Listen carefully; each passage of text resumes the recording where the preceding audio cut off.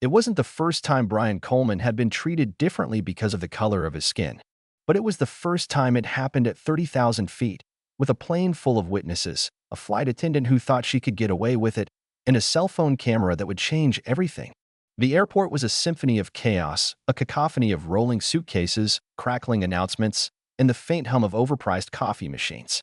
Officer Brian Coleman moved through the crowd with the ease of a man who had seen it all. After 3 days at a law enforcement conference in Phoenix, he was ready to be home. Nashville, his wife, his kids, they were all that mattered now. He adjusted the strap of his carry-on, glancing at the departures board.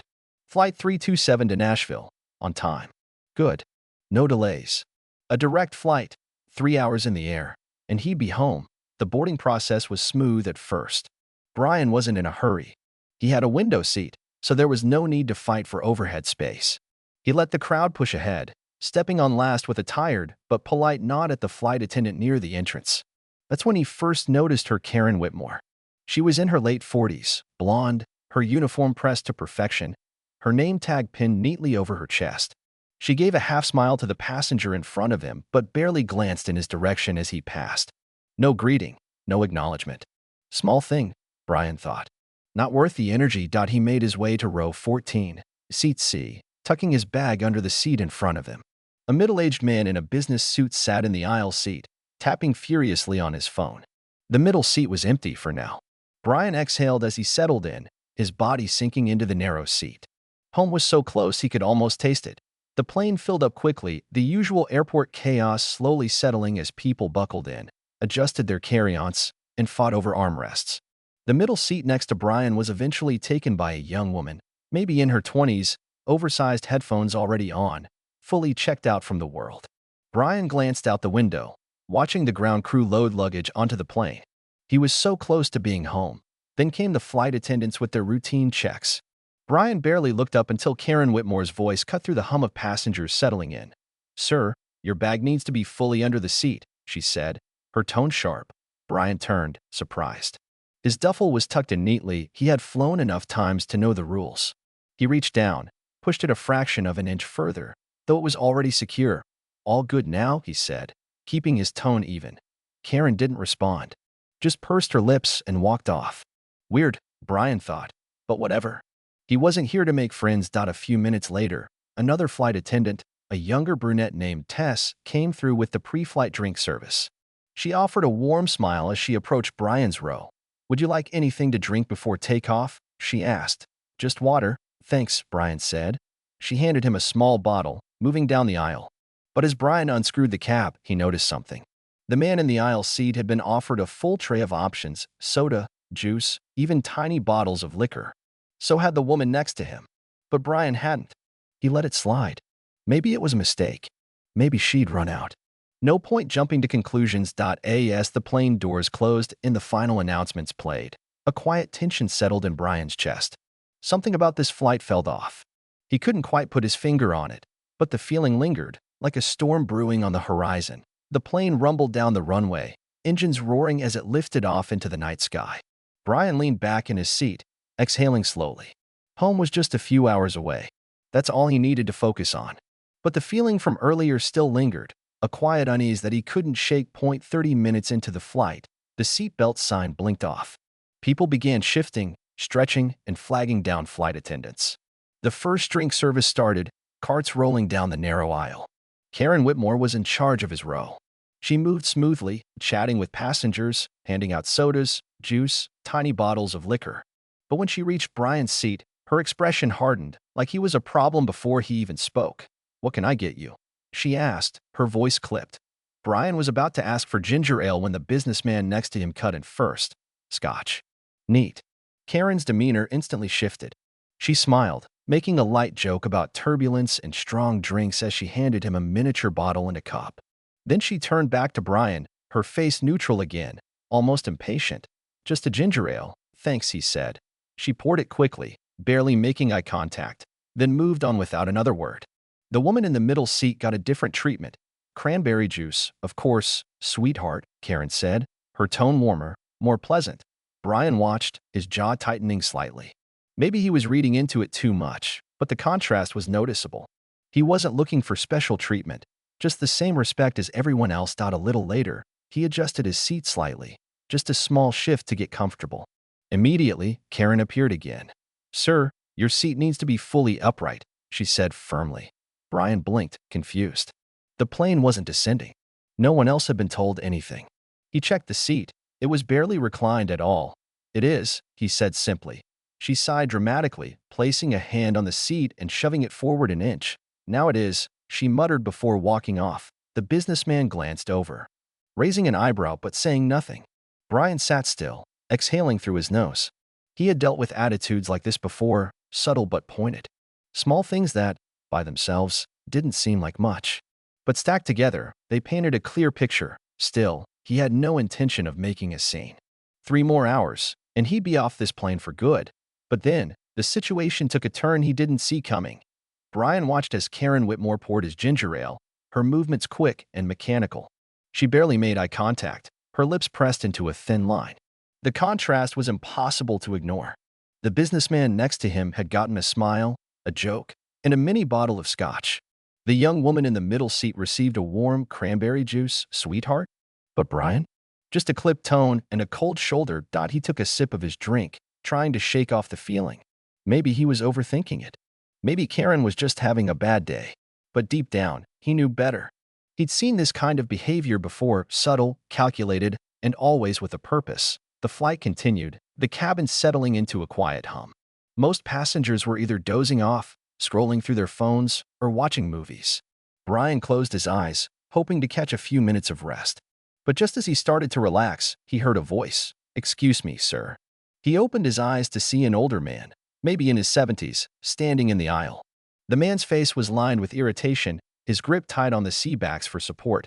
"I believe you're in my seat," the man said, his voice firm. Brian frowned slightly. "I don't think so. I'm in 14C. That's what's on my boarding pass." The man pulled out a crumpled ticket and squinted at it. "No, I'm in 14C. Brian reached for his phone. "Let me check my confirmation." But before he could pull it up, Karen was suddenly beside them, arms crossed. "What's going on here?" she asked, her eyes flicking only to the older man, completely ignoring Brian. "He's in my seat," the man said, pointing at Brian. Brian held up his phone. "I have a confirmed ticket for this seat." Karen let out an exaggerated sigh, then snatched the old man's ticket. She barely glanced at it before turning to Brian. "You need to move," she said flatly. Brian's brows lifted slightly. "I just told you, this is my assigned seat." Karen pursed her lips. "I don't want to argue. We can find you another seat." "Why should I have to move when I was here first?" Brian asked, his voice still level but firm. By now, the businessman in the aisle seat had glanced up from his phone, watching the exchange. A few nearby passengers were also starting to take notice. Karen huffed, her patience clearly wearing thin. "Sir, I need you to cooperate." "I am cooperating," Brian said. "I'm asking for a fair resolution." At that moment, Tess, the younger flight attendant, approached, looking between them. "Hey, is there a problem?" Karen exhaled sharply. "Yes, this passenger is refusing to move from a seat that doesn't belong to him." Tessa frowned, glancing at Brian's ticket. "Wait, he's in 14C. That's his seat." Karen's face tightened, but she hesitated only for a moment before pivoting. "Well, it was a mix-up," she said, her voice curt. "Sir, you're fine where you are." She turned to the older man. "Sir, let's find you another seat." The man grumbled but took his ticket back, muttering as he followed Tess toward another row. Karen lingered for a moment, staring down at Brian like he had personally insulted her. Then she muttered, just low enough for him to hear, "You should have just moved." Brian let out a slow breath, shaking his head. By now, the businessman next to him had set his phone down. "Wow," he muttered under his breath. "That was something." Brian didn't respond. He had no idea that in just a few minutes, things were about to get much worse. The plane had settled into a steady rhythm, the cabin dimly lit as passengers dozed or scrolled through their screens. Brian tried to relax, but the tension from the seat dispute still lingered. Karen's muttered comment, "You should have just moved," played on repeat in his mind. He wasn't looking for trouble, but trouble seemed to find him anyway. He glanced out the window, the dark sky stretching endlessly. 2 more hours, he told himself. Just 2 more hours, and he'd be home. But the quiet hum of the plane was shattered when Karen appeared again, this time with a tight, forced smile. "Sir," she said, her voice loud enough for nearby passengers to hear, "we have a problem." Brian looked up, already knowing this wasn't going to be good. Excuse me. You've been making other passengers uncomfortable, she said, her tone accusatory. A few heads turned, their curiosity piqued. The businessman next to Brian shifted uneasily, but Brian remained calm. What passenger? Brian asked, keeping his voice steady. Karen squared her shoulders. A passenger said you were being aggressive earlier. The words landed like a punch. Brian's heart thumped once, but his face remained unreadable. What passenger? He repeated. I'd like to know who's making these claims. I can't disclose that, Karen snapped. But we take these concerns seriously. You need to come with me. Brian exhaled slowly, fighting the irritation creeping up his spine. I haven't done anything wrong. I don't make the rules, she said, her voice sharpening. You're being asked to leave. Now. By now, passengers were fully tuned in. A few had pulled out their phones, recording the exchange. The businessman beside Brian leaned in, his voice low. This is crazy. You didn't do anything. Karen's lips tightened. She pressed a button on the wall panel near the galley, and a few moments later, the cabin door opened. Two airport security officers stepped inside, their presence immediately drawing everyone's attention. Brian closed his eyes for a second. He knew this game. He had been a cop long enough to know exactly how it worked. A black man getting labeled as aggressive on a plane? There was no winning here. One wrong move, one raised voice, one hint of resistance, and they'd have all the justification they needed. The first officer, a stocky man with a shaved head, gave Brian a look not hostile, but firm. Sir, we need you to step off the plane with us. Brian slowly unbuckled his seatbelt, every movement deliberate, controlled. A few murmurs rippled through the cabin. Someone whispered, "This is ridiculous." As Brian grabbed his bag, he caught Karen's expression, smug, triumphant. She had won. Or so she thought. The businessman next to Brian finally spoke up. He wasn't aggressive at all. This is a mistake. Karen ignored him. Brian rose to his feet, his presence quiet but commanding. He turned, making eye contact with the passengers who had been watching. A woman near the front of the plane, young, maybe early 20s, was holding up her phone, recording everything. Brian gave her a small nod, then walked toward the exit, security flanking him. As he stepped off the plane, the heavy doors slammed shut behind him. Karen exhaled through her nose and straightened her uniform. It was done, but she had no idea that the decision she just made would come back to haunt her sooner than she could ever imagine. The airport terminal was eerily quiet compared to the chaos that had just unfolded on the plane. Brian stood with his bag in hand, flanked by the two security officers. One of them, a younger guy with a buzz cut, looked almost apologetic. Sir, he said, his voice low, we were just told to escort you off. The airline's handling this now. Brian nodded slowly. He wasn't surprised. A few moments later, a man in a suit hurried over, his phone in hand and a deep frown on his face.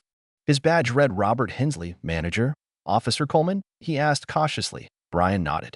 The man sighed, running a hand through his thinning hair.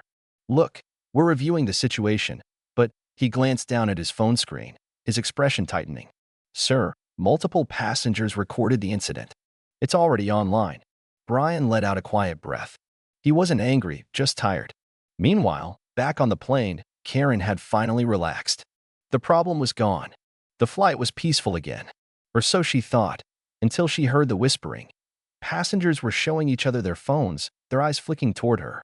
The businessman in 14C was watching her closely, his jaw set in quiet disgust. Then, a notification pinged on her work tablet. A message from corporate. Urgent. Incident review in progress. Her stomach flipped. A voice crackled over the intercom. Miss Whitmore, the captain would like a word with you in the cockpit. She swallowed hard, suddenly feeling very, very warm. Back at the gate, Robert Hensley's phone buzzed incessantly. He glanced at it, then looked at Brian with a tight expression. Sir, I need to speak with you privately. Brian tilted his head. Why? The manager cleared his throat. Because this just hit 1 million views. Brian exhaled sharply, shaking his head. He hadn't even left the airport yet, and the world already knew what had happened. And the fallout was just beginning. Karen Whitmore sat stiffly in the jump seat, staring at the cockpit door. The hum of the plane no longer felt soothing. It felt suffocating. The captain, a seasoned pilot in his 50s, stepped out and fixed her with a look that sent her stomach dropping. Karen, he said, his voice tight, we have a problem. She swallowed. Captain, I was just enforcing protocol, cut the excuses, he snapped. Corporate just contacted me. Your actions tonight have put the airline in a massive PR disaster. Karen blinked. What? They're reviewing everything. Passenger complaints, video footage. He shook his head. The decision to remove that man was wrong, and it's blowing up. I don't know what's going to happen next, but if I were you, I'd start preparing for the worst. She opened her mouth to protest, but no words came out. Meanwhile, at the gate, Brian sat in a private lounge, sipping a fresh cup of coffee. Across from him, Robert Hensley looked paler by the second as his phone buzzed with updates. Sir, he began, his voice laced with stress. On behalf of the airline, I want to extend a personal apology. We're offering a full refund, compensation, and, he hesitated. We'd also like to rebook you in first class on the next available flight. Brian raised an eyebrow. That's a nice gesture, but let's be real. You're only doing this because you got caught. The manager flinched, but didn't deny it. Brian set his coffee down. Let me guess. She's in trouble now. Robert sighed, running a hand over his face. Karen is currently under immediate review. Based on what's happening, she probably won't be working another flight anytime soon. Brian leaned back, exhaling slowly. He hadn't asked for any of this. He just wanted to go home. But sometimes, life had a way of exposing people exactly the way they needed to be exposed. Brian Coleman leaned back in his first-class seat, stretching his legs comfortably. The soft hum of the plane's engines was a stark contrast to the chaos he'd left behind. Outside the window, the night sky stretched endlessly, dotted with stars. He let out a quiet chuckle. Funny how quickly tables turn. The flight attendant, a cheerful man named Marcus, approached with a warm smile. Can I get you anything, sir? Champagne, perhaps. Brian shook his head. Just water, thanks. Marcus nodded, returning moments later with a chilled bottle and a glass. Let me know if you need anything else. Brian thanked him, his mind drifting back to the events of the past few hours. Karen Whitmore's smug expression flashed in his mind, but he pushed it away. He hadn't asked for any of this. He just wanted to go home. Yet, life had a way of exposing people exactly the way they needed to be exposed. Meanwhile, Karen sat in the crew lounge at the airport, her uniform rumpled, her face pale. The airline had grounded her pending a full investigation.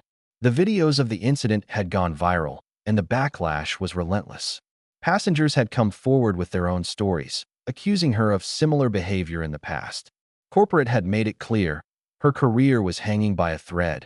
Her phone buzzed, a text from her sister. Saw the news. Are you okay? Karen didn't respond. How could she? She had always prided herself on being professional, on enforcing the rules. But now, she couldn't ignore the truth. Her actions hadn't been about rules. They'd been about power, and it had cost her everything. Back on the plane, Brian's thoughts were interrupted by a soft voice. Excuse me, sir? He looked up to see the young woman who had been recording the incident earlier. She was holding her phone, her expression a mix of awe and guilt. I just wanted to say, I'm sorry for what happened, she said. I posted the video online. I hope that was okay. Brian smiled faintly. It's not your fault. Sometimes, people need to see the truth. She nodded, her eyes bright. You handled it so well. I don't think I could have stayed that calm. You learned to pick your battles, Brian said. But thank you for speaking up. She smiled back, then returned to her seat. Brian glanced out the window again, the lights of Nashville coming into view. Home. Finally, as the plane touched down, Brian felt a wave of relief. He grabbed his bag and made his way to the exit, nodding politely at Marcus as he left. The airport was quiet, the late hour thinning the crowds. He spotted his wife and kids waiting near the baggage claim, their faces lighting up as they saw him. Daddy, his youngest shouted, running toward him. Brian scooped her up, laughing as his wife and older son joined them. Missed you guys, he said, his voice thick with emotion. We missed you too, his wife replied, kissing his cheek. How was the flight? Brian hesitated, then smiled. Long story. I'll tell you later. The next morning, Brian woke up to the sound of his kids playing in the living room. He checked his phone, surprised to see dozens of notifications. The incident had made national news, with headlines like Flight Attendant's Bias Exposed and Passenger Stands Up to Injustice. He scrolled through the comments, most of them supportive. People were sharing their own experiences, calling for change in the airline industry. Brian sighed, setting his phone down. He hadn't wanted to be the center of attention, but if his story could make a difference, Maybe it was worth it. A week later, the airline issued a public statement. Karen Whitmore had been terminated, and the company was implementing new training programs to address bias and discrimination. Brian received a formal apology and a generous compensation package. But what mattered most was the outpouring of support from strangers who had seen the video. As he sat on his porch that evening, watching the sunset, Brian felt a sense of closure. He hadn't set out to be a hero. He just wanted to be treated with respect. But sometimes, standing up for what's right had a ripple effect, one that could change lives.